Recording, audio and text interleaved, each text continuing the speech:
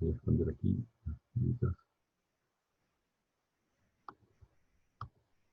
Eh, la clase pasada habíamos llegado aquí hasta ver la estructura del control PID.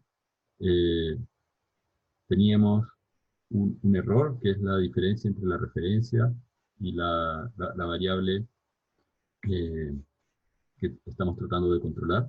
Y ese error se multiplica por una ganancia proporcional, se integra, se multiplica por la ganancia integral y también se deriva, en este caso se multiplica por una ganancia negativa cero, y la suma de esas tres cosas son la variable manipulada. Eh, Otra manera, digamos, de implementar esta misma estrategia es colocando una saturación, porque, por ejemplo, si nuestra planta correspondiese a un motor, eh, y nosotros estamos tratando de controlar la velocidad de ese motor, vamos a tener que ajustar la corriente que pasa por el motor para que vaya más rápido o más lento, ¿cierto? A través de la manipulación de la corriente podemos cambiar el torque.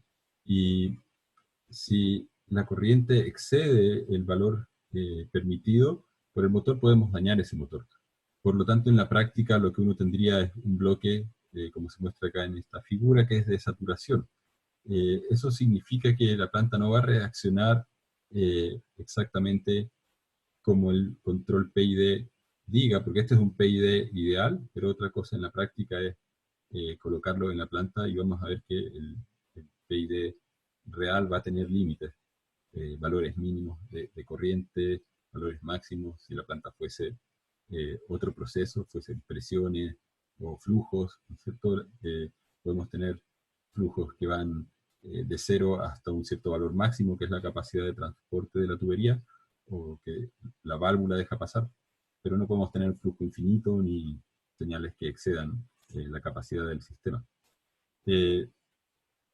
Y la falta de esa capacidad para mover el sistema ciertamente genera un error, y ese error se empieza a acumular.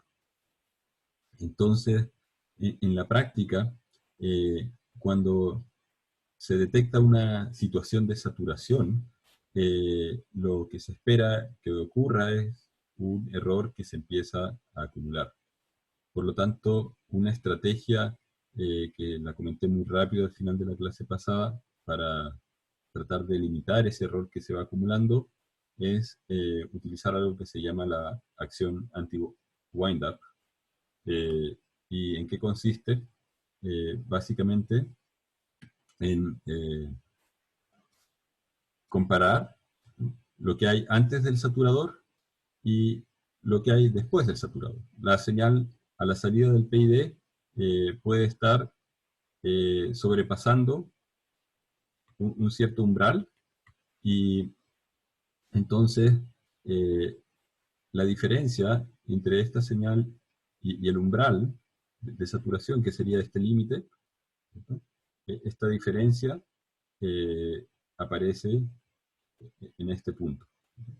Entonces, cada vez que la señal que el PID entrega excede la saturación, se calcula el monto de exceso, se multiplica por una ganancia y se empieza a restar del integrador. El integrador está acumulando el error. Fíjense que el loop de feedback entonces, sigue tomando aquí la diferencia entre la salida de la planta, entre Y, y la referencia. Aquí está nuestro error. Pero ahora al integrador no está entrando el error original, sino que aquí está entrando el error menos la ganancia anti-windup, el caso A, por esta función saturación. Algo pasó que nos pide. La función saturación eh, de la variable manipulada original. Esta sería el U original que sale del PID, coma el umbral, ¿cierto? Aquí hay un umbral lambda de saturación. Entonces la función saturación entrega esa diferencia, y esa diferencia se multiplica por el K sub A y se le resta. Entonces, el integrador está integrando no el error original, sino el error menos algo, menos un poquito. De esa manera se evita que el error se acumule demasiado rápidamente.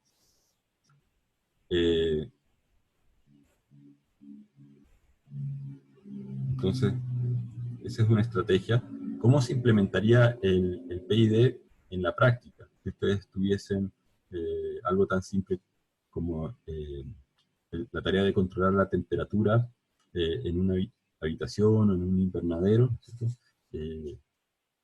La variable de referencia va a ser la temperatura, obviamente, y la variable manipulada va a ser el calor inyectado, ya sea a través de intercambiadores de calor, de un sistema de aire acondicionado, pero esto podría estar implementado, por ejemplo, en un Arduino. Entonces, ¿cuál es el código que tendría que estar en ese Arduino? ¿Cuál es el código de control? En primer lugar, el código necesitaría que ustedes definan las ganancias del controlador, el KP, el KI, KD, y también el tiempo de muestreo de ese controlador. En este caso, sería un sistema que es discreto. Necesitamos información sobre el error previo. Al inicio, cuando uno enciende el sistema, no hay ningún registro del error, porque el sistema recién está partiendo, por lo tanto, ese error previo sería cero. Lo mismo con la acción integral. La variable manipulada se compone, como decíamos, de la parte proporcional, la integral y la derivativa, pero la integral es la acumulación de un cierto error histórico. Y el error histórico al principio es cero porque el sistema recién está partiendo. Por lo tanto, en esta variable que ponemos manipulada -i, es la parte integral. Y después está la variable manipulada total, que es la combinación de las tres acciones, proporcional, integral, derivativa, pero cuando el sistema parte, lo lógico es que la variable manipulada parta en cero, en reposo. Entonces, el loop de control, lo que estaría corriendo dentro del loop en un Arduino, en primer lugar tendría que preguntar cuál es el set point de temperatura que el usuario quiere para, no sé, la habitación. Entonces, la primera pregunta a través, por ejemplo, de la lectura de un pin analógico sería ver en qué posición el usuario dejó un potenciómetro, si es que fuese una referencia analógica. Otra manera sería a través de un computador, vía serial conectado al Arduino, el programa le pregunta al usuario qué temperatura quiere y el usuario ingresa ese dato. Por lo tanto, lo primero que hay que hacer es leer ese dato de referencia.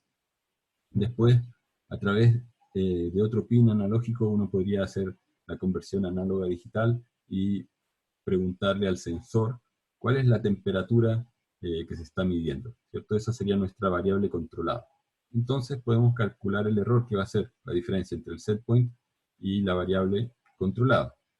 Entonces, con ese error podemos calcular la parte proporcional, que va a ser K sub P por el error. Esa es la parte más fácil. Ahora tendríamos que hacer la parte integral. La parte integral, ¿qué es? Es la acumulación de valores anteriores. Entonces, si nosotros estamos haciendo la integral del error de tau, dejo de escribir, luego le paso, de tau, con respecto a tau, desde un instante 0 hasta t, esta integral del error de t, la podríamos dividir en el tiempo y sumar los rectangulitos de áreas bajo la curva, etc. Entonces, esto nosotros lo podríamos aproximar como la sumatoria del error evaluado en un instante késimo. Ese punto es el instante késimo, que corresponde a un instante de tiempo t igual a k veces el periodo de muestreo. Entonces, aquí tengo el instante 1, el 2, etc. Y voy avanzando en múltiplos del periodo de muestreo. Entonces, tengo un E sub k, tengo que calcular esta área. Entonces tengo que multiplicar el error que es la altura, ¿no es cierto? Esta función es la función de error, por el ancho de este rectángulo, y ese ancho es el periodo de muestreo TS. Entonces tengo que multiplicar esto por TS. Ahora, la integral de esta función, ¿no es cierto? Si nosotros llamamos y a la integral del error hasta el instante t,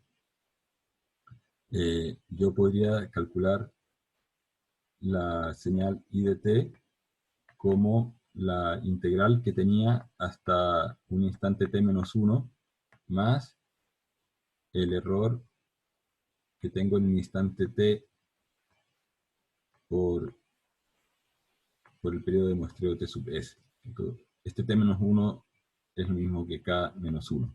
Este t es el instante késimo. Entonces, la integral hasta el instante késimo es lo mismo que la integral hasta el instante k menos 1 más el nuevo rectangulito que tengo que añadir cuando doy un paso ts en el tiempo. Entonces, lo que está haciendo esta línea es básicamente eso. Te digo, lo que voy a colocar en la integral, o el resultado de la integral, es la integral que llevaba hasta el instante anterior, más ts por el error, y obviamente esto está multiplicado por la ganancia integral, por el k sub i, ¿cierto? Porque estamos haciendo la parte que es k sub i por la integral del error de tau con respecto al tiempo tau. A esto tengo que restarle la parte que mencionábamos, que tiene que ver con la función saturación, ¿cierto? Tengo que tomar la variable manipulada que me entrega el PID y ver si esa variable se pasa por arriba, o sea, por sobre un límite alto, o por abajo, si es que hay un límite por abajo, y en base a ese exceso, que puede ser negativo o positivo, lo multiplico por k sub a y se lo resto a la integral tradicional del error. Finalmente, necesito calcular la parte derivativa. ¿Cómo hago la parte derivativa? Bueno, tomo el error actual, que ya lo tenemos calculado, es SP menos CB, y le resto el error previo. Cuando el sistema parte dijimos el error previo era 0, pero si no, al final de este cálculo nosotros vamos a tener que guardar el valor del error en la variable auxiliar error previo, de manera que en la siguiente iteración podamos básicamente calcular la pendiente o la variación del error en el tiempo, y en este caso estamos haciendo una derivada discreta. Por lo tanto, la variable manipulada que sale del control PID al final es la combinación de la variable manipulada correspondiente a la parte proporcional, a la integral y a la derivativa. Y finalmente el código tendría que enviar ese resultado, ese valor, al actuador real, ¿cierto? Si es una válvula que deja pasar más flujo en un intercambiador de calor, en una caldera o algo para el sistema de calefacción, o si es un calefactor eléctrico, habrá que aumentar la PWM de un posible transistor que está regulando el flujo de corriente por la resistencia del calefactor. Aquí vamos a tener que enviar a través del conversor digital análogo la señal analógica si es que tuviésemos una salida en nuestro sistema. Entonces, básicamente este es el mismo loop que tienen que implementar para el proyecto. En el caso del proyecto, tienen dos variables manipuladas, que son el motor derecho y el motor izquierdo del robot. Ahora, existen varias maneras de implementar el PID. La que yo mostré en ese código simplificado es una, que se llama la forma posicional del PID, pero también, perdón, la forma incremental, pero también hay una variante que es la forma posicional. A veces uno se encuentra con textos que hablan del PID en forma posicional o PID en forma velocidad, y esa palabra PID en forma velocidad es bien confusa porque uno tendería a pensar de que en un caso el PID está controlando la posición de algo y en otro caso está controlando la velocidad de algo, y no tiene nada que ver con la posición ni con la velocidad, sino en que se asocia posición con el concepto de valor absoluto del error y velocidad como la variación incremental del error. De hecho, yo prefiero llamar al PID en forma de velocidad, lo prefiero llamar PID incremental. Y de los distintos métodos de implementar un PID, en la práctica el que es más conveniente es el incremental, como vamos a ver a continuación. En un control PID, en el dominio del tiempo, nosotros tendríamos K sub P por el error, este término, K sub I por la integral del error y la derivada del error. Pero recuerden que el PID lo que está entregando es el delta U con respecto al punto de equilibrio, porque el sistema se linealizó con respecto a un punto de equilibrio, y lo que nosotros estamos calculando, la variable manipulada, es el delta U, es la variación que le tenemos que añadir al control de equilibrio para poder estabilizar el sistema con respecto a ese punto de equilibrio. Ahora, el delta U es el U real menos el U de equilibrio. Por lo tanto, cuando uno separa esto en las dos partes, en el U menos el U de equilibrio, aparece un U de equilibrio ahí. Muchas veces cuando las personas implementan el control PID, uno de los errores que cometen es que no ponen el U de equilibrio, solamente calculan estas tres cosas y no les funciona el PID. Y es porque se olvidaron de que el PID lo que les está dando es el valor de corrección de la señal para que el sistema se mantenga en torno al punto de equilibrio. Hay muchas situaciones en las cuales el punto de equilibrio del sistema tiene un U asterisco igual a 0. Y en ese caso, digamos, si uno se olvida de ponerlo no pasa nada porque es 0. Pero en la mayoría de los casos, por ejemplo, si uno está controlando un motor para que vaya o gire a una cierta velocidad, si el motor es un motor eléctrico, no puede tener corriente de equilibrio igual a 0, porque de alguna manera tiene que tener un torque permanente para poder vencer el roce que lo frena naturalmente, ¿no? Entonces, cuando uno pone U asterisco igual a 0, en ese caso, el control no funciona. Nosotros podemos hacer una implementación rústica, como la llamo acá, o poco refinada, porque en la práctica no tenemos la forma de calcular una derivada bien, incluso si uno hiciera un derivador con un amplificador operacional, el amplificador operacional tiene límites, y si nosotros tenemos un error que corresponde a una señal de escalón, ¿no es cierto? En el momento en que yo enciendo el sistema, el error está en 0, pero el usuario va a colocar una referencia distinta de 0. Y en ese instante en que el usuario coloca una referencia, y hago el cálculo de la referencia menos la salida de la planta, si la planta estaba en 0, la referencia valor x menos 0 va a ser x, y es un salto en escalón. Y eso significa que mi error inicial, que es un escalón, tendría derivada infinita, que es un impulso de Dirac. Por lo tanto, no se puede implementar analógicamente.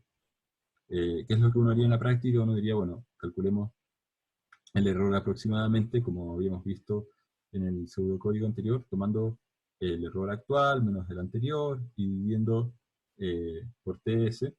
Y lo que decíamos con respecto a la integral sería tomar la integral y transformarla en una sumatoria, ¿cierto? Y ir haciendo esta suma de áreas pequeñitas bajo la curva.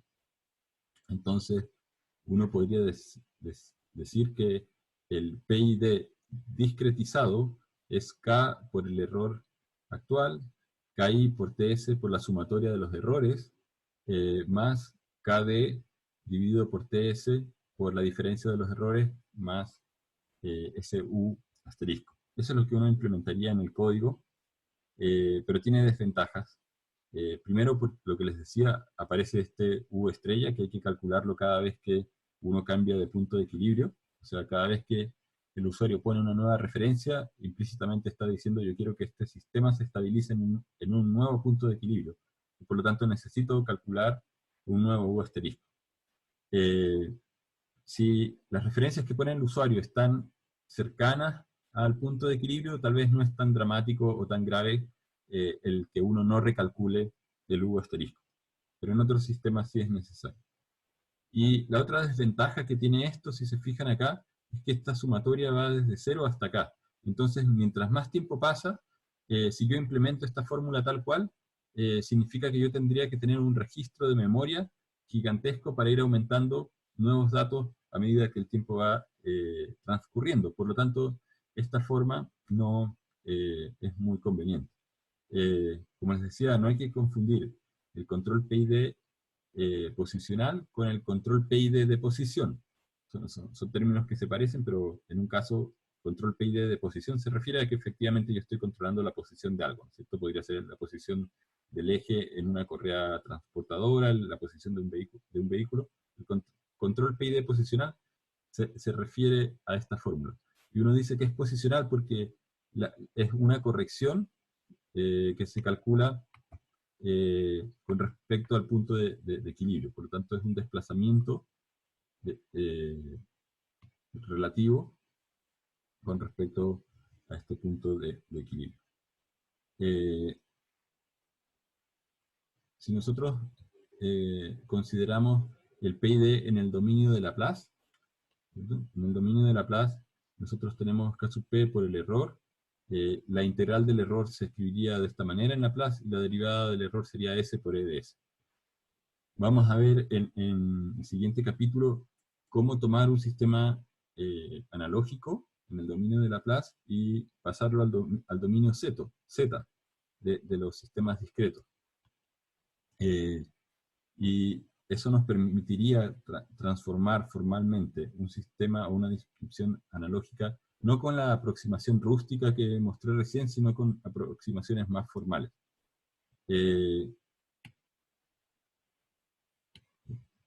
Entonces, esas aproximaciones son las aproximaciones rectangulares hacia adelante, hacia atrás, de Euler, la aproximación de Taskin o bilineal, y la retención de orden cero.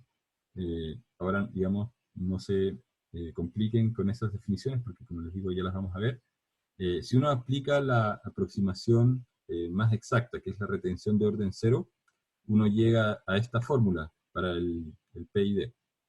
Vamos a recordar en la próxima clase que este z a la menos 1 corresponde a la señal retrasada a un periodo. Entonces, esto de acá, actuando sobre el e de z, corresponde a e de z menos z a la menos 1 por e de z, y esto si lo llevamos al dominio del tiempo discreto, z a la menos 1 quiere decir retrasar en un periodo la señal e, o en fondo mirar cuánto vale la señal e en e de k menos 1. Si es que este de acá corresponde a e de k, z menos 1 por e de z significa mirar en e de k menos 1. Si tuviésemos menos n, esto significa que tenemos que retroceder en n periodos o n pasos hacia atrás en el tiempo. Por lo tanto, esto que tenemos acá, 1 menos z a la menos 1, no es otra cosa que la diferencia entre dos valores consecutivos del error. Por lo tanto, efectivamente está calculando una derivada,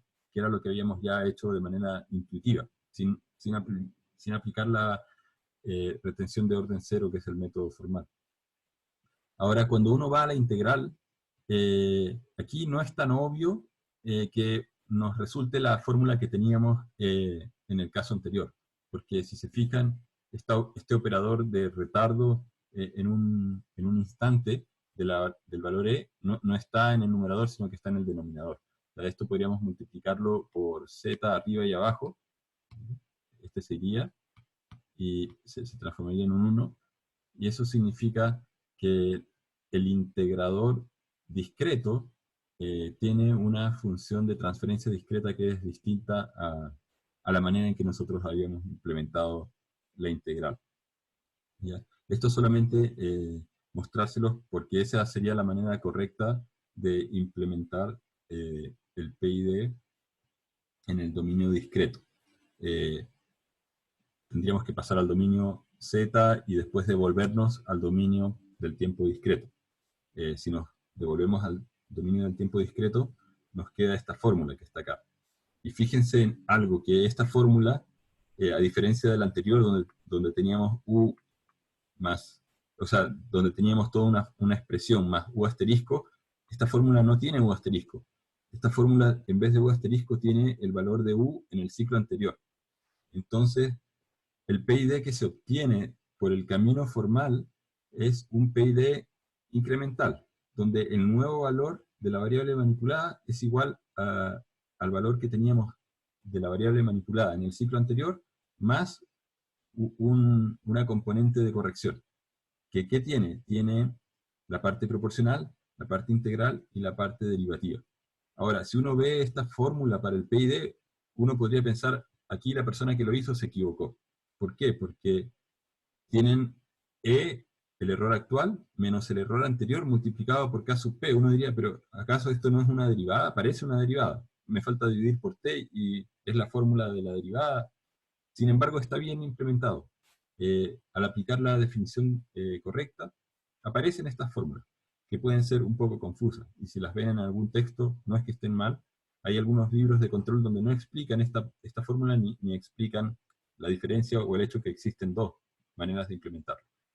Esta fórmula, como les decía, es menos intuitiva, porque acá aparecen unos términos que no parecen, por ejemplo, el término integral pareciera proporcional, porque está acá ahí por el error, pero no tiene la sumatoria de los errores anteriores. Lo que pasa es que los errores anteriores ya están sumados y están metidos en el valor de la variable manipulada del ciclo anterior. Entonces, aquí podemos ver que hay una ventaja. En primer lugar, desapareció la sumatoria que teníamos con el método más naif o rústico. Desapareció, no tenemos que guardar tantos datos hacia atrás. De hecho, para implementar este PID, si es que uno lo quisiera hacer en software o en un microcontrolador, yo necesito guardar una variable para guardar el error en el instante actual, una variable para guardar el valor del error en el instante justamente inmediatamente anterior, y una variable para guardar el error dos instantes hacia atrás. ¿Ya? Cuando uno ve la fórmula de la derivada, porque acá está el K sub D por el derivador, esto también es poco intuitivo, porque uno obtiene aquí una fórmula que es de orden 2 en términos de los instantes de tiempo del error. Entonces, como les decía, esta forma del control PID es la llamada forma de velocidad, o PID incremental. Hay algunos que la llaman forma de velocidad porque es como decir que todo esto es la velocidad con que varía este término de acá para generar una nueva variable manipulada. Pero a mí el término, como les decía, velocidad no me gusta mucho porque se presta para confusión. Yo creo que lo correcto es llamar a este PID control PID incremental.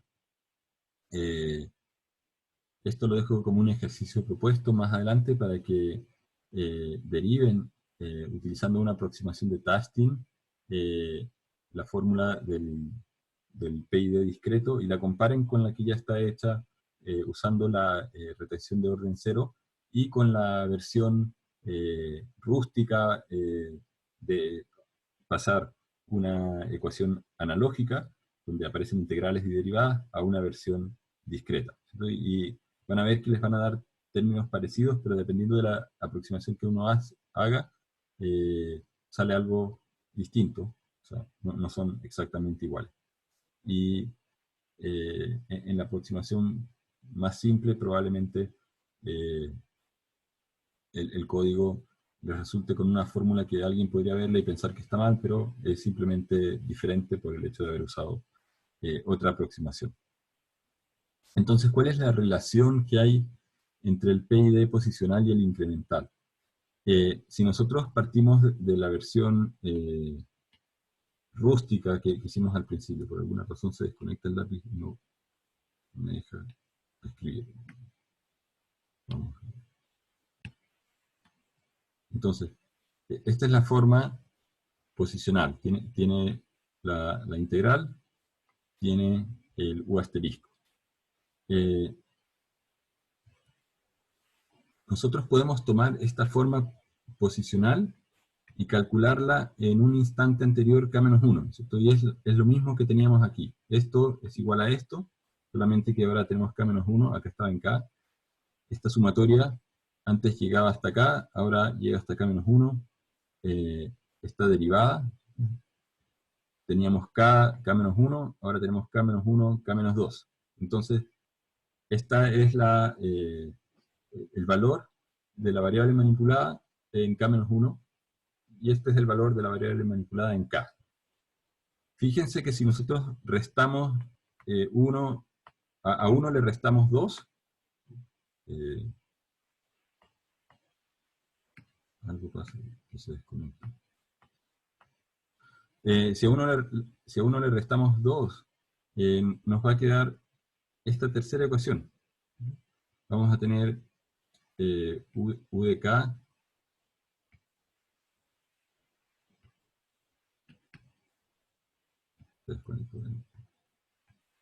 U de K menos U de K menos 1 en el lado izquierdo, igual a K sub P por E de K menos E de K menos 1.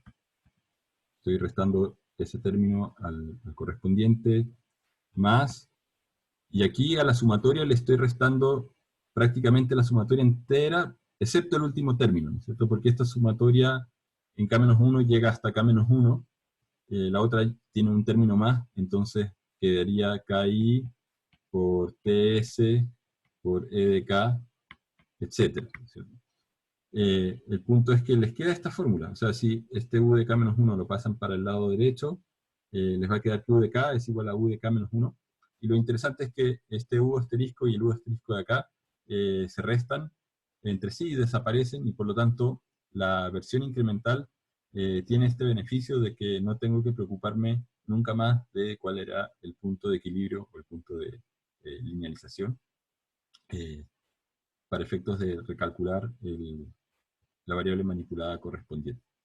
Entonces, resumiendo, las ventajas del PID posicional es que es intuitivo, uno ve la fórmula y es fácil de entender dónde está la parte proporcional, la integral, la derivativa.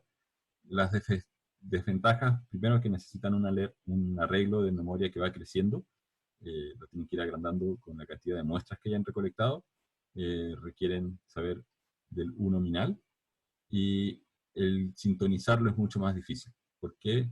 Porque necesitan saber cuál es el valor correcto de ese U asterisco.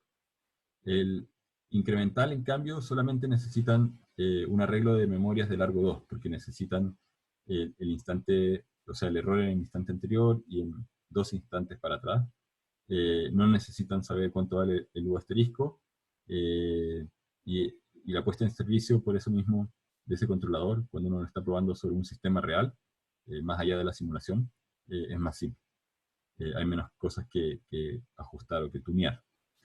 La desventaja, en realidad, no tiene mayores desventajas, salvo tal vez por el hecho de que su derivación es menos intuitiva. Cuando uno ve la fórmula de ese PID incremental, uno no se explica de dónde salieron esas diferencias, por ejemplo, para la parte proporcional. Con respecto al periodo de muestreo que aparece en estas ecuaciones de la versión discreta, cabe preguntarse, bueno, ¿qué valor ponemos? Porque una cosa es la pregunta, ¿qué valor ponemos para el caso P, el caso B y el caso D? Podríamos decir que esos valores, de alguna manera, usando los métodos que hemos visto, Routh-Hurwitz, LGR, Bode, Nyquist, podríamos apoyarnos en eso para encontrarlos. Pero el TS, ¿cómo lo encontramos? Entonces, eso, en primer lugar, no tiene una receta específica o una metodología específica, sino que son más bien aspectos prácticos. Un aspecto práctico tiene que ver con la velocidad con que se mueven o cambian las variables del sistema. Si uno está hablando de una planta química, donde uno está mezclando productos en estanques que son gigantescos, las reacciones típicamente pueden durar 10, 15 minutos hasta una hora. Entonces no tiene sentido estar muestreando el valor del volumen contenido en el estanque cada un microsegundo o cada un milisegundo, porque no va a cambiar instantáneamente. En cambio, en otros procesos, sobre todo en los procesos que son electrónicos, una corriente o un voltaje por un condensador o por una inductancia pueden variar muy rápidamente, y la respuesta de los transistores también es del orden de los microsegundos. Por lo tanto, es completamente factible y razonable medir con mayor rapidez la evolución de las variables eléctricas para poder tomar acciones oportunamente, ¿no? Como en el caso químico o mecánico. En general, en los sistemas eléctricos, y esto es como una regla muy general, el tiempo de muestreo está siempre en el orden de los milisegundos, mientras que en un sistema mecánico, eh, entre los microsegundos y un milisegundo para un sistema eléctrico o electrónico. En cambio, en un sistema mecánico es un factor por 2 o por 3 el tiempo de muestreo. O sea, si en un caso estábamos hablando de milisegundos, en algunos sistemas mecánicos uno podría tener periodos de muestreo que están entre los milisegundos y los segundos. Y en los sistemas químicos uno podría decir que el orden es por un orden de magnitud 5 o 10 veces más que en el caso eléctrico-electrónico. Entonces, ese es como un dato práctico. También hay otro aspecto que va a depender del sistema. En el caso de los sistemas químicos, las plantas son controladas desde algo que se llama DCS, que es un Distributed Control System, que no es otra cosa que un sistema de varios computadores que están midiendo típicamente 100, 200 variables controladas y un orden de 20 a 40 variables manipuladas.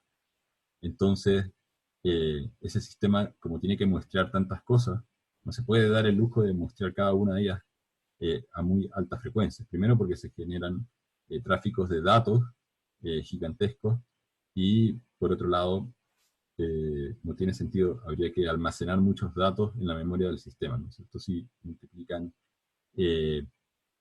o sea, si suman 20 variables manipuladas más 100 controladas, ahí tienen 120, y si eso lo muestrean a 1000 veces por segundo, van a tener 120.000 datos por segundo, y si están implementando algo que varía muy lentamente, están generando megabytes de datos para algo que varía muy poco, que no tiene sentido. Entonces, con respecto a las constantes de tiempo, los lazos de flujo, si uno está controlando flujos de líquidos, típicamente basta mostrarlos cada un segundo. Lazos de nivel, estamos hablando de sistemas industriales o de estanques industriales, cada 5 segundos. Lazos de temperatura, si son estanques gigantescos, se demoran muchísimo en calentarse. A veces pueden demorarse una hora entera, entonces uno puede perfectamente cada 5 minutos o cada 2 minutos ir muestreando y tomando el valor y tomando las acciones correctivas que sean necesarias. Por lo tanto, en los lazos de temperatura, bueno, va a depender de la rapidez de cambio del proceso, pero entre 30 segundos a 10 minutos.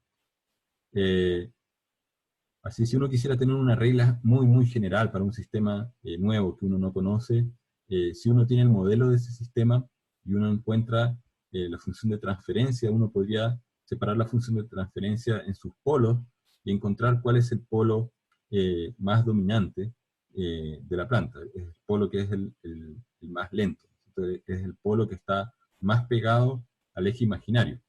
Los polos que están eh, bien hacia adentro en el lado izquierdo del plano complejo, generan exponenciales que son e a la menos un número que es bien grande y decaen súper rápido. Por lo tanto, esas desaparecen. Pero las que son lentas son las que determinan cuál es el tiempo de respuesta final del sistema. El sistema va a responder con la lentitud de la parte más lenta. Entonces, tomando esa constante de tiempo de la parte más lenta, uno típicamente podría decir que un periodo de muestreo razonable es tomar un décimo de ese tiempo de respuesta de la parte más lenta. Si uno elige, como les decía, tiempos que son muy cortos, van a estar muestreando de más, lo cual significa que tienen que tener sistemas de redes con una capacidad de transmisión de datos mucho más alta, necesitan también sistemas de almacenamiento de datos con más capacidad. Hoy en día probablemente comprar discos duros o storage se ha vuelto algo relativamente barato, hardware que es mucho más barato de lo que era hace 10 años atrás, y las redes también han ido mejorando, por lo tanto deja de ser un cuello de botella la capacidad de red, pero de todas maneras no vale la pena desperdiciar ancho de banda, mostrando si no se necesita para variables que son casi constantes o que cambian muy poco. Por otro lado, si uno muestra demasiado lento, están en condiciones que pueden debilitar la estabilidad de la planta, porque el control está tomando decisiones en base a información muy antigua. Entonces, tampoco uno puede mostrar tan lento. Y sobre todo, digamos, si las señales que hay varían rápido y uno quiere hacer correcciones, al final lo que ocurriría es una especie de fenómeno de aliasing o de promediado de la señal que les hace creer que el valor de la señal es otra cosa, cuando en realidad está oscilando y no se está estabilizando. Entonces, como manera de resumen, esto es un resumen más cualitativo que cuantitativo. Por un lado tenemos 3 parámetros que ajustar, el K sub P, el K sub I y el K sub D, y efectos sobre la respuesta. Un efecto es el tiempo en que la respuesta se demora en converger a la referencia. Otro efecto es si hay un overshoot, ¿no es cierto? Si nos pasamos de la referencia. También cuánto tiempo nos demoramos en llegar a la referencia. Y otro efecto tiene que ver con cuál es el error en régimen permanente. Y por último, la estabilidad general, ¿cierto? Puede que elijamos mal las constantes del PID y el sistema se vuelva inestable. Y ahí, digamos, en ese caso, no tiene sentido ni siquiera hablar de tiempo de respuesta ni de overshoot, porque el sistema está en esa condición dañado. Ahora, ¿qué es lo que hace cada uno de estos parámetros sobre cada una de estas características de la respuesta? Bueno, cuando aumentamos el K sub P o el K sub I, el tiempo de respuesta tiende a disminuir. O sea, en ese sentido mejora, pero eso tiene el costo de que el overshoot aumenta. Entonces, por eso yo hablaba la clase pasada de que hay un balance entre la acción proporcional e integral. La derivativa, en cambio, actúa como una especie de freno, como un amortiguador. Entonces, el overshoot tiende a disminuir y de esa manera se compensa un poco el efecto negativo que introduce el aumento del K sub P y el K sub I. Uno, por lo general, quiere que la variable que está controlando converja rápido a la referencia. Por lo tanto, por un lado, uno tiene este deseo de llegar rápido a la solución y eso uno lo logra aumentando el K sub P. Y por otro lado, uno quiere eliminar el error en régimen permanente y por lo tanto uno va a usar acción integral. Y eso elimina el error en régimen permanente, pero como decíamos, se reduce el margen de fase y esa reducción en el margen de fase también genera más inestabilidad, o el que el sistema se acerque a la inestabilidad. Por lo tanto, se vuelve necesario incorporar la acción derivativa. ¿Qué pasa con el tiempo de estabilización? El tiempo de estabilización con la ganancia proporcional prácticamente no cambia. Se va a demorar igual.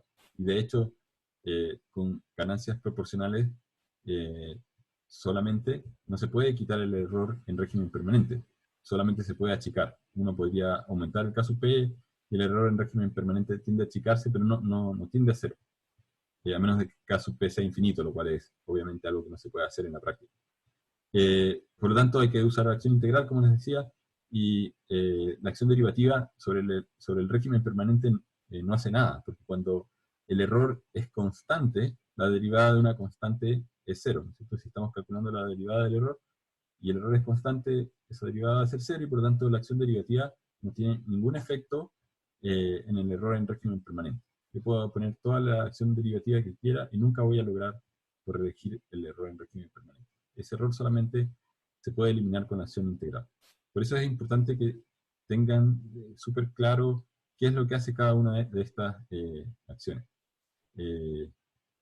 La estabilidad, como les decía, se reduce cuando uno aumenta el K sub P, el K sub I, ese es el precio que uno tiene que pagar por converger más rápido.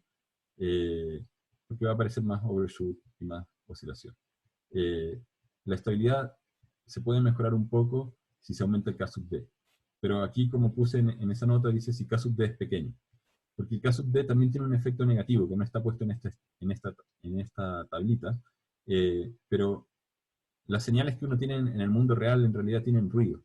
Y cuando yo derivo una señal que si bien en promedio puede ser suave y variar lentamente, eh, instantáneamente la derivada puede tener pendientes muy grandes. Por lo tanto, la acción derivativa aumenta el efecto del ruido sobre la salida del sistema.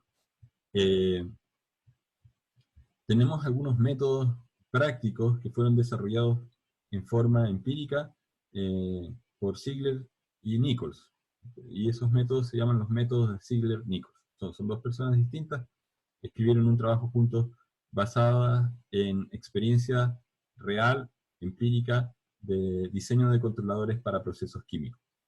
Entonces, esto es útil para un gran número de casos, pero no, digamos, no es una bala de plata que resuelva todos los problemas. Igual hay que mostrarla y enseñarla porque por lo menos entrega un punto de partida. O sea, cuando uno se está enfrentando a una planta, eh, ¿qué valores pongo para el caso P, caso I, caso D? Uno podría partir con valores al azar en una simulación y uno podría pasarse horas tratando de estabilizar el sistema, pero lo mejor es tratar de partir utilizando estos métodos que por lo menos dan una orientación o una idea de la magnitud que debiese tener cada una de estas variables, el caso P, el caso I y el caso D. Entonces, antes de introducir cada método hay que explicar la nomenclatura que usaron Ziegler y Nichols en su trabajo. Ellos definieron una ganancia general K sub P para el controlador, que está en esta fórmula de acá, ¿cierto?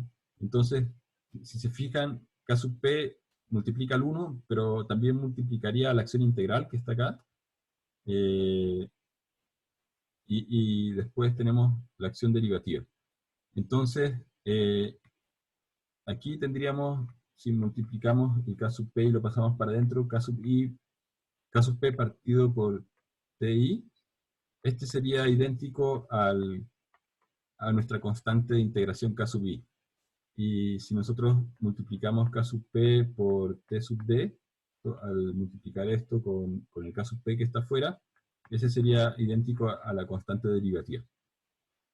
¿Por qué Ziegler y Nichols introducen esta constante o esta ganancia general? Porque ellos dicen, vamos a pensar esto de manera más intuitiva o que sea amigable para el usuario, y T sub I tiene unidades de tiempo, el S tiene unidades de radianes por segundo, entonces si yo multiplico T sub I por S se cancelan los segundos y esto queda de manera adimensional. Entonces, este T sub I además representa la ventana de tiempo sobre la cual yo quiero integrar. Entonces, si yo quiero calcular cuál es el error promedio, yo tendría que tomar una ventana de tiempo de más o menos este largo, que es el periodo de oscilación, y tratar de borrar el lado positivo y cancelarlo o promediarlo con el lado negativo. Entonces, la estrategia es, bueno, definamos para calcular el valor promedio de una señal que es ruidosa, ¿no es cierto? Tomemos cuál es el ciclo promedio, el periodo de ciclo promedio y tratar de borrar los lados positivos con los lados negativos y en base a eso definir el T sub I. El T sub D es el periodo de derivación. Entonces, si yo tengo una señal que está variando y quiero calcular la pendiente, obviamente no voy a tomar dos muestras que estén separadas por el periodo. Entonces, si yo tomo dos muestras que están separadas por el periodo T sub I, la pendiente me va a dar 0. Pero yo lo que necesito es la pendiente instantánea, ¿no? En ese punto. Y para eso tengo que tomar otro punto que esté cercano. Entonces, normalmente T sub D va a ser T sub I partido por 10 o una fracción.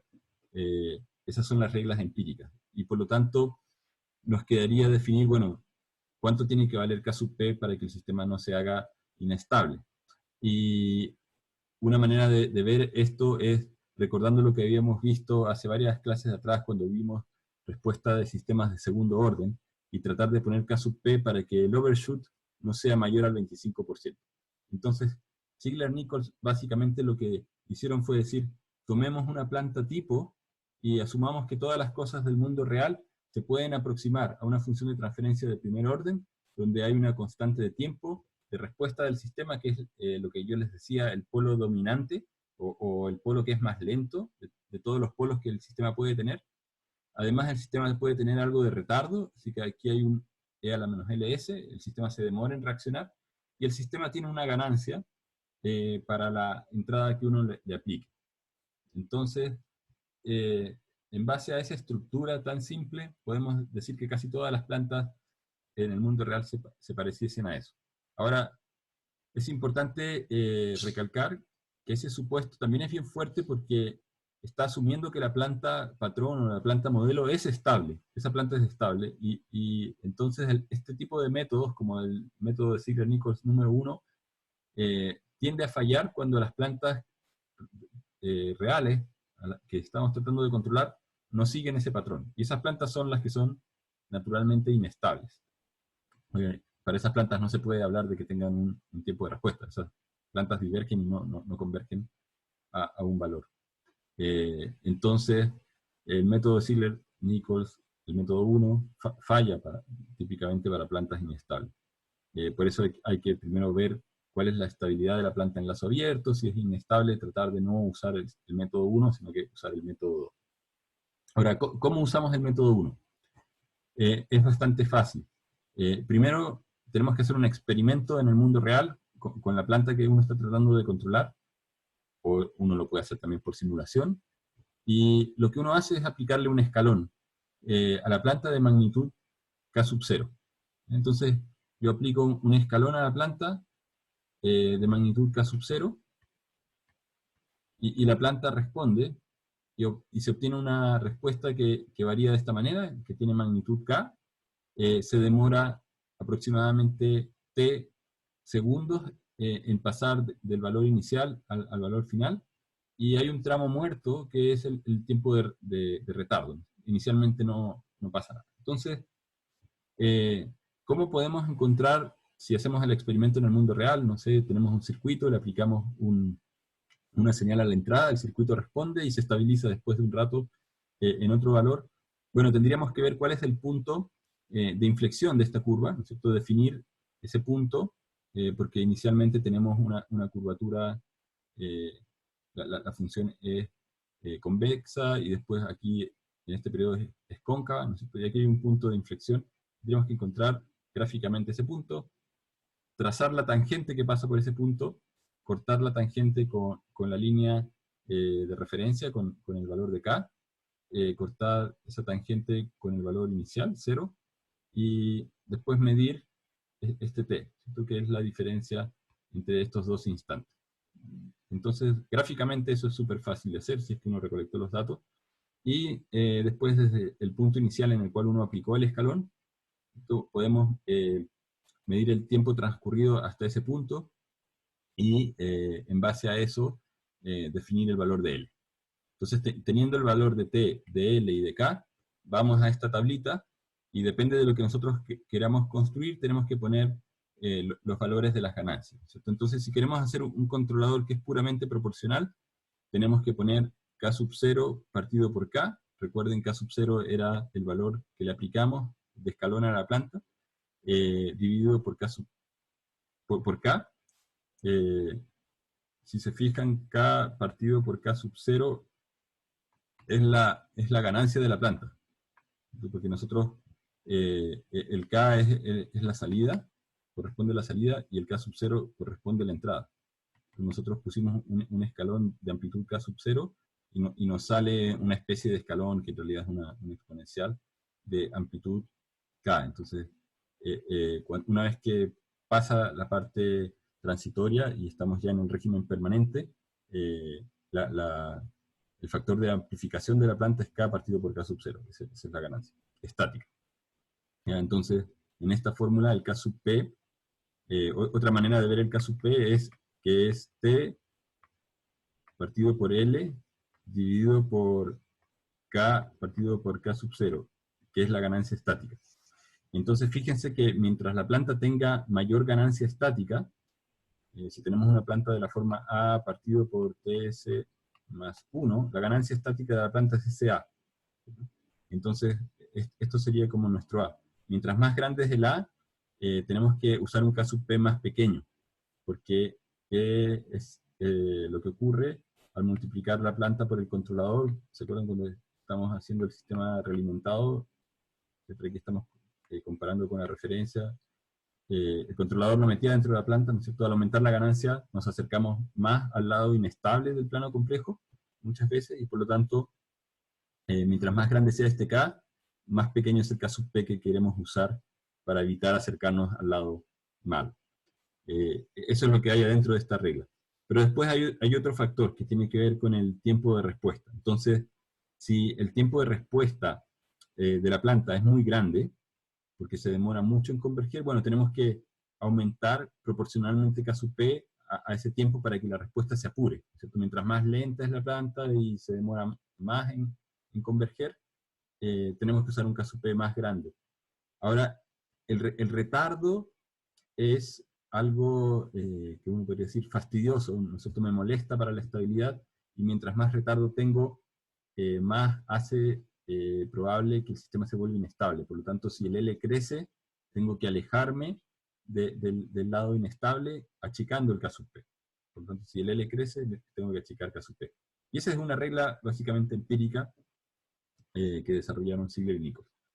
Lo mismo pasa con el PID, solamente que fíjese acá, si yo uso el PI, que es acción proporcional integral, tengo que usar un poquito menos la acción proporcional, porque la acción integral también me introduce inestabilidad. Por lo tanto, voy a utilizar una acción integral que sea L, este tiempo de acá, dividido por 0.3, o sería lo mismo que tomar 3 veces este L, más o menos.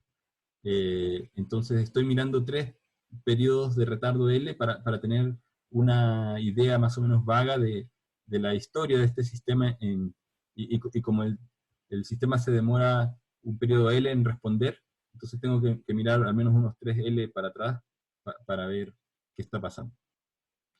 Ahora, cuando yo utilizo la acción derivativa, como la acción derivativa me ayuda para la estabilidad, puedo darme el lujo de aumentar un poquito el K sub P, y en vez de usar 3 veces L, tengo que bajar un poquito la parte integral, ¿no es cierto? Entonces, ahora solamente estoy mirando 2 periodos hacia atrás, pero además estoy mirando una fracción de L, en este caso la mitad de L, para el cálculo de la derivada, ¿ya? Entonces, con esas reglas, Ziegler y Nichols determinaron que para una planta de esta forma, uno lograba tener un overshoot más o menos garantizado inferior al 25%. El problema es que las plantas del mundo real no siguen esa forma, y por lo tanto, cuando uno aplica las ganancias que entrega el método Ziegler-Nichols número 1, no siempre uno obtiene la respuesta que uno desea, como vamos a ver en un ejemplo a continuación. El método de Ziegler-Nichols número 2 es mejor que el 1 porque entrega valores más apropiados para las ganancias P y D, pero tiene una limitante que hace que no se pueda aplicar para experimentos en sistemas reales en la práctica. Porque esa limitante exige que si uno va a hacer esto experimentalmente, supongamos que yo no conozco la función de transferencia de la planta, es un sistema gigante, no sé, una planta química, tiene demasiadas componentes, y yo quiero hacer un experimento, lo que pide Ziegler-Nichols es que uno lleve la planta a la oscilación crítica. O sea, que estas oscilaciones no crezcan, y tampoco decrezcan, o sea, que no haga eso, ni que haga oscilaciones cada vez más crecientes, más grandes, sino que llegue a ese valor crítico. Ustedes podrán imaginarse si esto fuese un reactor nuclear, estar en esa condición, basta que algo se escape o varíe levemente para que el sistema se sobrecaliente, no sé, y explote o algo así. Si es una planta química, lo mismo. Entonces, también, si fuese el control de altitud de un avión, no sé, no puedo tener al avión haciendo esto porque pueden haber montañas o cosas más abajo, ¿no es cierto? Y chocar. Entonces no puedo en sistemas reales hacer este tipo de experimentos. Podría hacerlos en simulación, o si conozco la planta del sistema porque alguien me dio el modelo, podría usar, por ejemplo, Ruth-Hurwitz para encontrar la ganancia crítica. Y esa sería una manera de encontrar ese periodo crítico teniendo la ganancia crítica. El punto es que a veces uno no tiene el modelo y por lo tanto hay que hacer el experimento en el mundo real, y a veces uno sí tiene el modelo y en ese caso uno puede evitar el experimento y las complicaciones que este método tendría. Entonces, al igual que en el caso anterior, hay ciertas reglas para definir la ganancia proporcional. Si es que el controlador es proporcional puro, tendríamos que usar una ganancia proporcional que es la mitad de la ganancia crítica, ¿no? Para estar lo suficientemente lejos.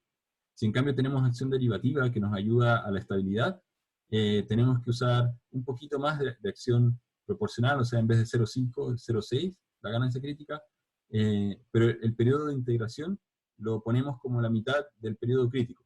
¿Ya?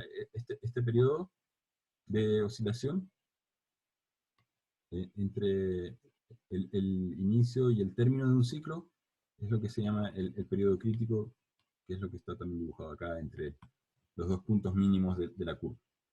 Entonces, teniendo ese periodo crítico que uno lo puede obtener del gráfico o analíticamente, si es que tenemos el modelo, como les decía, ese periodo crítico dividido a la mitad debiese ser el tiempo de integración, de acuerdo a lo que Ziegler y Nichols plantean. Entonces, veamos ejemplos de aplicación en la práctica. O sea, si en una prueba o en una evaluación yo les digo, diseño un controlador usando los métodos Ziegler-Nichols, obviamente yo les voy a dar esta tabla, pues no espero que se sepan estas tablas de memoria, pero sí que entiendan cómo se usan. Y para eso podemos ver esto con un par de ejemplos. Estos ejemplos también están en el código Python que subí al curso, así que también les sugiero que vean cómo está implementado, pueden ver paso por paso. No sé si hay preguntas por acá que me aparecieron en el chat. En el gráfico, ¿cuál es KCR? Ah, buena pregunta. Voy a retroceder porque en el gráfico no está KCR. Ustedes tendrían un sistema, aquí va a estar el sistema FDS, tendrían un controlador, aquí estaría la salida del sistema, estaría el error, la referencia. Entonces, ustedes van a hacer un experimento donde en la referencia van a poner un escalón, ¿ya? Esa sería la señal de la referencia, y van a partir con un K, ¿ya? Supongamos K igual a 1. Y aquí a la salida, el Y va a ser algo así. Entonces, ahí pueden decir que K es el K crítico, no. Entonces cambio y usan K igual a 2. Repiten el experimento, pueden aplicar un escalón. Aquí en la salida va a salir algo tal vez más grande, pero que nuevamente, y así sucesivamente, ¿no? Entonces el 2 no fue, ponen 3. Ah, el 3 se pasó. Ya, el sistema explotó.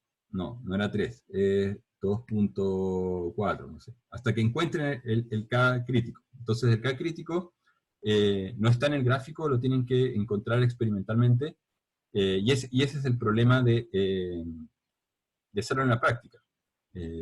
Yo les puedo contar, antes de trabajar en la universidad, trabajé en General Electric y tuvimos que hacer unos controladores para las refinerías de NAP. Y en algunos sistemas hacíamos esto. Llevábamos el sistema, ahora, al punto crítico, pero eran estanques que tenían líquido porque eran intercambiadores. Y entonces no había... El experimento uno lo puede hacer, por ejemplo, con el estanque medio vacío. Entonces hay un cierto margen y uno lo llena y lo vacía, y lo llena y lo vacía, obviamente cuidando de que el escalón que uno aplique no sea muy grande, porque si yo abro la válvula al máximo, capaz que se me rebalse el estanque, y obviamente el experimento no lo puedo hacer. Pero con ciertas cosas se puede hacer y se hace así, de hecho, en la práctica. Hay softwares especializados hoy en día que uno los conecta al sistema que uno quiere controlar y el software estimula la planta, aplica escalones, obtiene las salidas y a partir de lo que observa el software empieza a calcular las ganancias. Cuando uno no tiene el software hay que hacerlo a mano. Pero bueno, retomando, no sé si queda claro de dónde sale la ganancia crítica. El periodo crítico uno lo observa del gráfico claramente, pero la ganancia crítica es la que uno tiene que ir cambiando al hacer el experimento.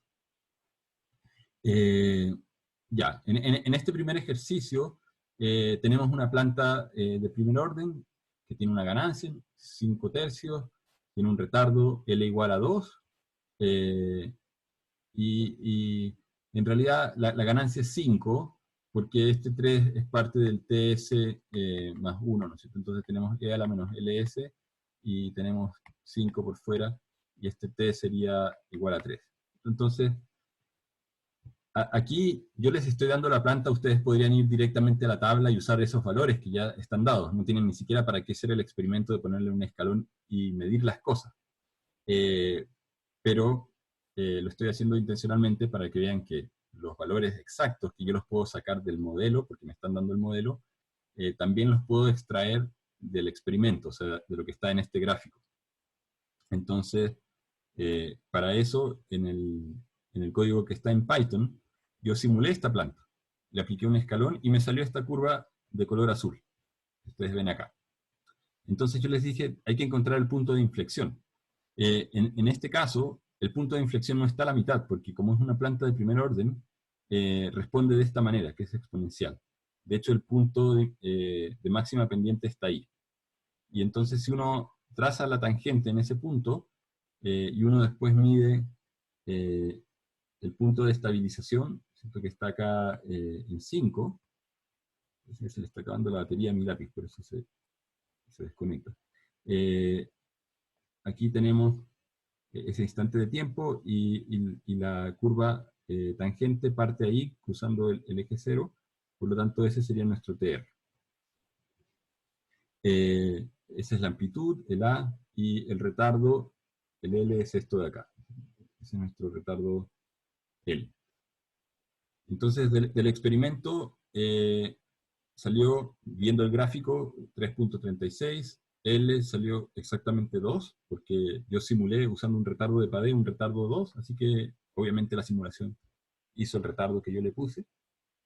Y uno podría también obtener las cosas haciendo otro truco, dado que en este caso yo tengo los datos de la curva, yo puedo tomar la derivada de la curva y ver que la derivada de la curva es la pendiente, ¿no es cierto? La pendiente tiene un pic, y ese pic justo coincide con ese t asterisco, que es el instante en el cual yo defino que tengo que colocar la, la, la curva tangente. Entonces, este t asterisco es el punto de máxima pendiente.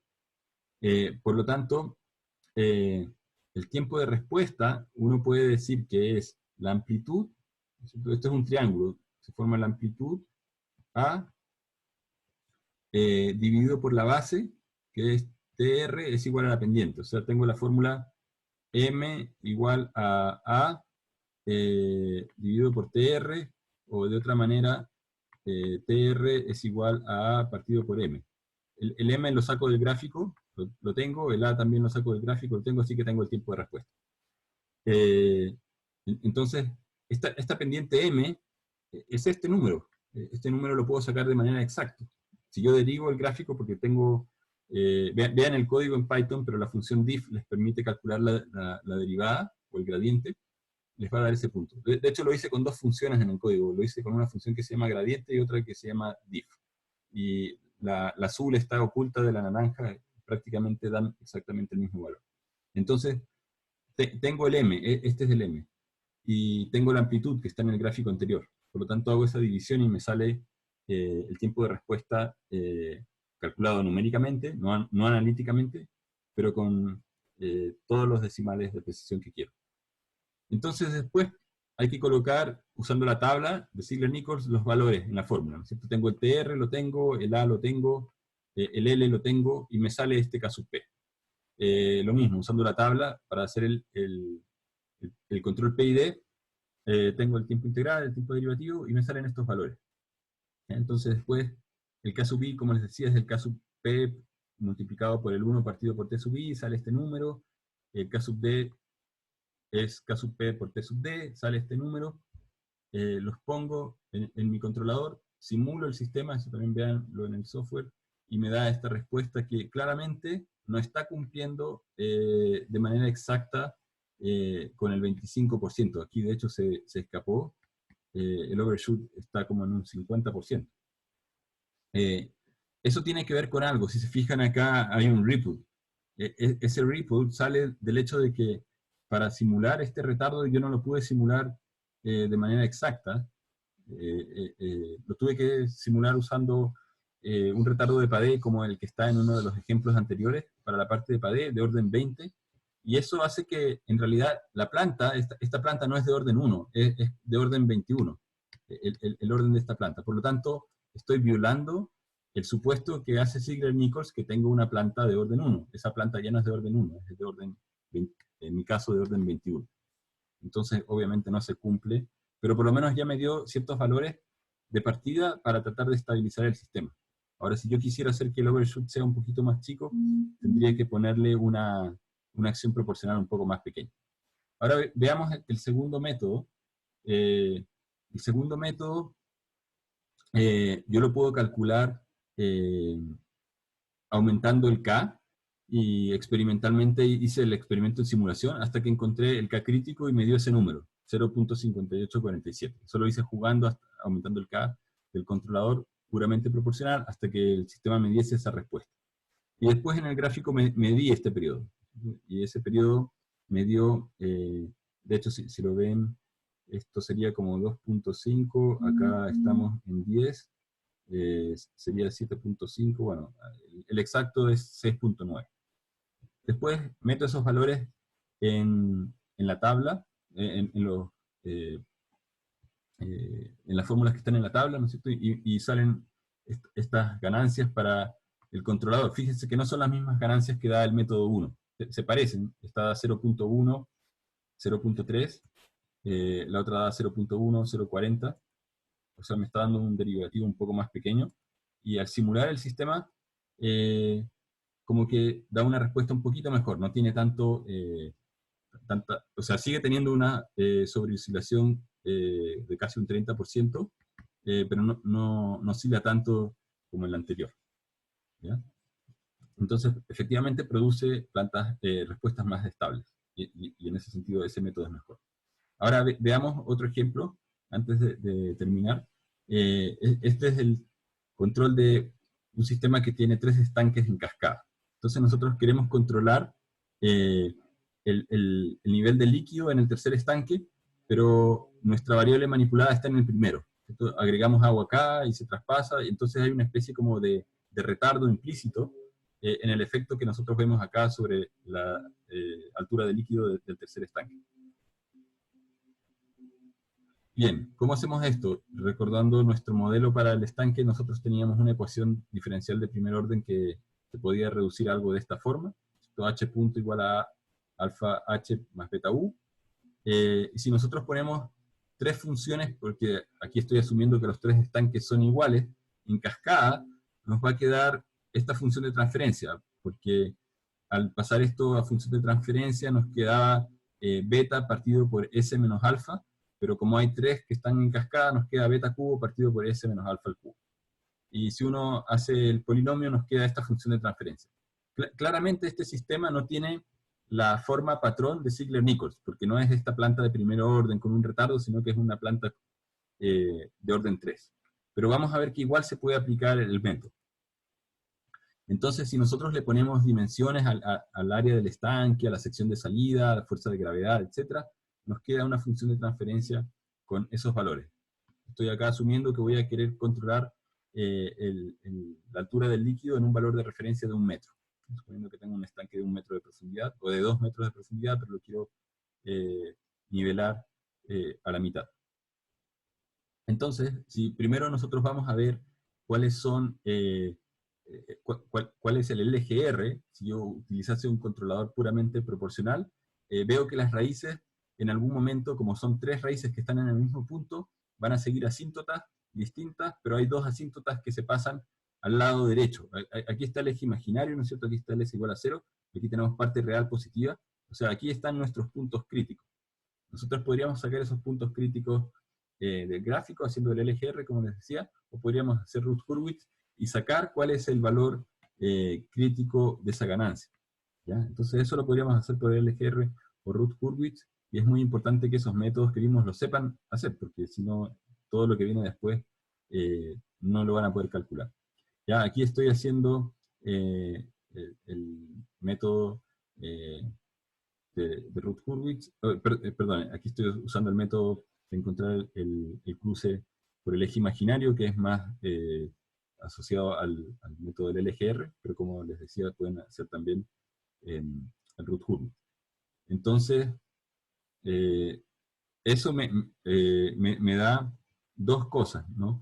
Por un lado me da la ganancia crítica, y por otro lado me da el periodo crítico. Perdón, la frecuencia crítica, ustedes recuerden que omega es igual a 2pi por la frecuencia, ¿cierto? O igual a 2pi partido por el periodo, la frecuencia es 1 partido por el periodo, por lo tanto yo puedo sacar el periodo crítico como 2pi partido por omega sub c. Entonces, con este valor que ya tengo, lo puedo meter en esta fórmula y puedo saber con exactitud, todos los decimales que uno quiera, cuál es ese periodo crítico. Ahora, bien, hagamos el experimento, voy a avanzar rápido, es el mismo experimento que en el ejemplo anterior. Aquí sí se nota que hay una curva en un sentido y después hay una curva en otro sentido, y por lo tanto hay que encontrar ese punto de inflexión. Ahí podemos hacer lo mismo, tomar la derivada de la función, ver dónde está la pendiente máxima, y calcular el tiempo de respuesta como la amplitud partido por la pendiente, y después encontrar el retardo calculando t estrella menos t remedios. Y eso nos da los valores que después los colocamos en las fórmulas de Ziegler-Nichols del método 1, obtenemos nuestra ganancia integral, nuestra ganancia derivativa proporcional, y vemos que el sistema es inestable. O sea, el método de Ziegler-Nichols número 1 falló. Y esto lo hago a propósito para que vean que estos métodos, a pesar de que están en los libros, fallan. Entonces, ¿qué hacemos? Bueno, una opción es tomar los valores que nos dio.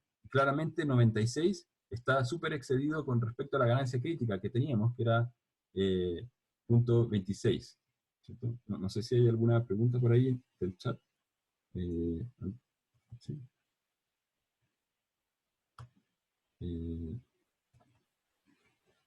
Ya, no hay preguntas. Entonces, estamos excedidos con la ganancia proporcional. Una manera de arreglar esto sería tomar estos valores que nos dio el método número 1 de Ziegler-Nichols y reducirlos. Podríamos dividir todos los valores por 10 y ver qué nos sale.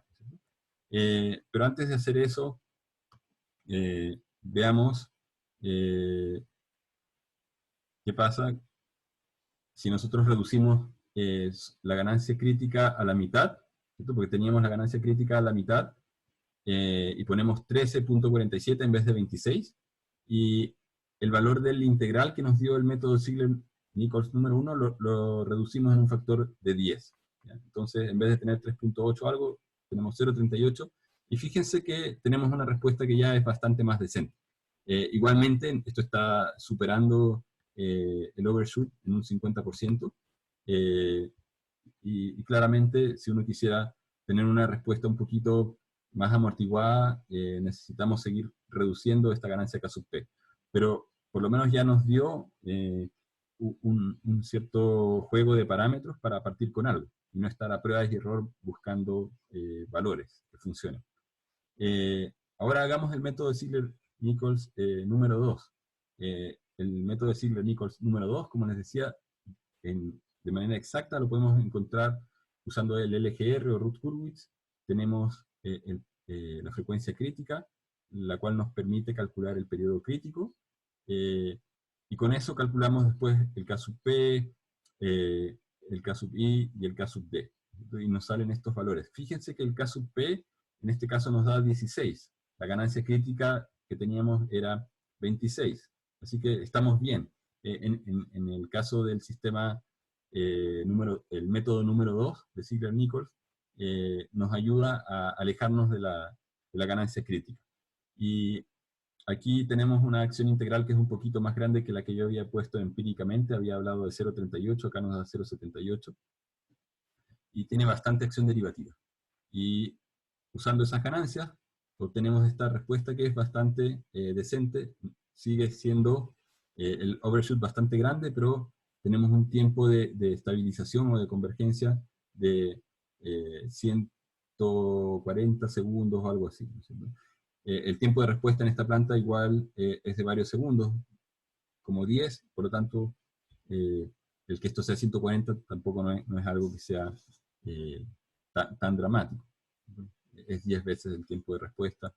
Y claro, y si uno quiere apurar las cosas, uno va a pagar el precio teniendo que tolerar un overshoot mayor. Bien.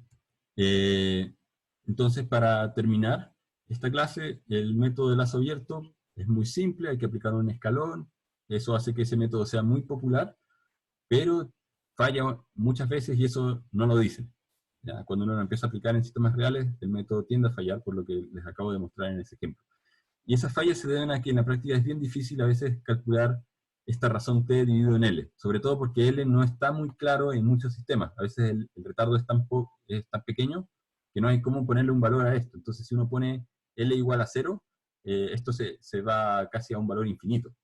Y entonces todos los cálculos de las ganancias arrastran ese error de haber calculado esto mal, porque ese término aparece en las fórmulas de la ganancia proporcional. Los valores K sub I y K sub D solamente dependen de L, lo cual también es falso en la práctica. O sea, ¿por qué razón debiese depender solo de L y no del periodo de oscilación que tiene la planta? Esa es otra debilidad que tiene el método número 1. Y como les decía, a veces los sistemas reales no siguen la forma patrón de la planta patrón, por lo tanto van a estar simplemente incorrectos. El de lazo cerrado tiene menor error porque estos dos parámetros, el tiempo crítico o el tiempo de oscilación y el K crítico, se pueden medir de manera muy exacta. El problema está en que hay muchas plantas que no toleran que uno esté haciendo ese tipo de experimentos. Así que si uno lo puede hacer por simulación, mejor. En este caso también la diferencia con el anterior es que cuando uno está haciendo este experimento en lazo cerrado, hay una mejor caracterización del sistema en lazo cerrado, que es lo que uno realmente va a hacer. En el caso en lazo abierto, uno está aplicando unos escalones, pero después el sistema uno lo va a poner en lazo cerrado, por lo tanto no es lo mismo el sistema en lazo abierto que en lazo cerrado, y el método en lazo cerrado caracteriza mejor la dinámica del sistema en lazo cerrado. Después, las desventajas, como les decía, puede ser, por un lado, el tema de los experimentos, sobre todo en sistemas que son riesgosos. Así que bueno, con eso termino esta clase. No sé si hay preguntas por ahí desde el chat. Si alguien quiere habilitar su micrófono y preguntar en vivo, también puede hacerlo. Si no, entonces nos conectamos el próximo lunes, si es posible. ¿Ok? Que estén muy bien. Hasta luego.